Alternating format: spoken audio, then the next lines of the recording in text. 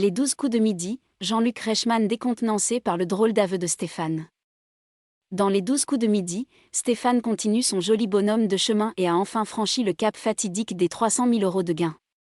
Ce samedi 29 octobre, Jean-Luc Reichmann et la production du jeu l'ont titillé au sujet d'une chanson qui le stresse.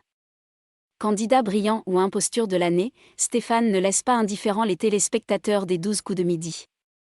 Si le champion de la pause déjeuner gravit les échelons depuis son premier passage en août dernier, il insupporte également de nombreux fidèles du programme, qui le trouvent avantagé par la production. Une question d'une facilité déconcertante posée dans l'émission du vendredi 28 octobre a fini de les convaincre. Pourquoi Stéphane n'a que des questions niveau CP ? En plus, ce mec est imbu de lui-même, résumait un internaute particulièrement virulent. Mais réduire ce père de famille à ses accusations de favoritisme serait oublier ses larmes sincères d'émotion et sa formidable autodérision. Il s'est notamment amusé de sa ressemblance frappante avec Jamie Gourmaud, l'emblématique animateur de C'est pas sorcier.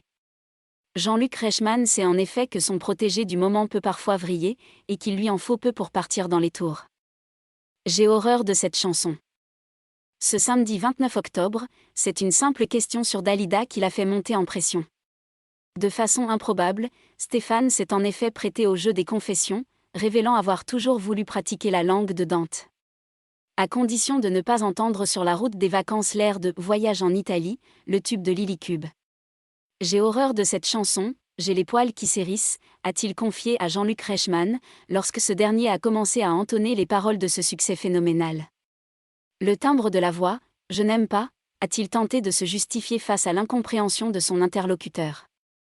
Ce dernier, très taquin, n'a pas hésité à le titiller sur le sujet, avec la complicité de la production. Stéphane a ainsi eu le plaisir d'écouter plusieurs fois cet air de « virer à deux sur les chemins ». Ce qui ne l'a pas empêché d'aller en terre promise pour la 71e fois consécutive. Sacré parcours.